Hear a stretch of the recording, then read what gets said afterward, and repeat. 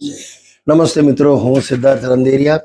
મારી સાથે છે મારી આગામી ફિલ્મ જે રિલીઝ થઈ રહી છે 19મી જૂને, જેનું નામ છે જિંદગી વન્સ મોર. એ આખી ટીમ મારી સાથે અહીંયા ઉપસ્થિત છે પ્રાઇમ ડેબ્યુની ઓફિસમાં. અમે અહીંયા પ્રમોશન માટે મુલાકાતે આવ્યા હતા. ધીસ ઇઝ જાહ્નવી ધકાણ, જેની આ પહેલી ફિલ્મ છે. ઓફકોર્સ આરતીબેન પટેલ વ્યાસ, એમને તો બધા ઓળખે જ છે અભિનેત્રી તરીકે અને નિર્માત્રી તરીકે. અને મારી સાથે છે દીપ ધોળકિયા.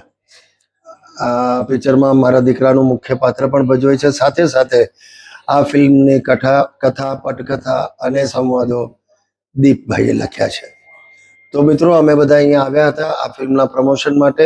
19મી જૂને આ ફિલ્મ રિલીઝ થઈ રહી છે સમસ્ત ગુજરાતમાં, જેમાં રાજકોટ ઓફકોર્સ આવી જ ગયું.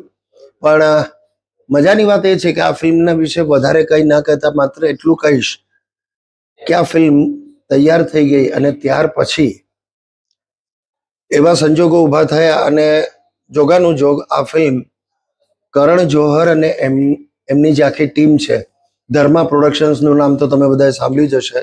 યસ, સેમ ધર્મા પ્રોડક્શન્સ, હિન્દી ફિલ્મોવાળા, એટલે કે કરણ જોહરની કંપની.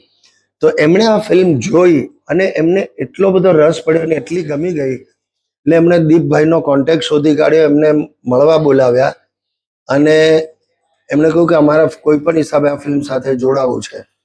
અને ઓફકોર્સ વેલકમ જ હોય આવું સજેશન.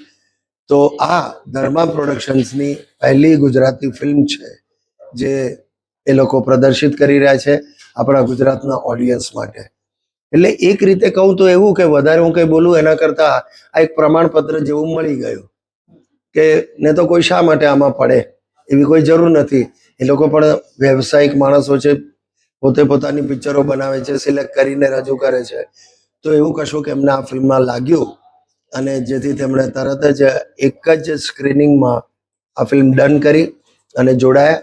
એ માત્ર અમારે માટે નહીં પણ સમસ્ત ગુજરાતી ફિલ્મ ઇન્ડસ્ટ્રી માટે અને આપણા ગુજરાત માટે પણ એક ગૌરવની ઘટના છે, ગર્વની ઘટના છે, આનંદની બીના છે.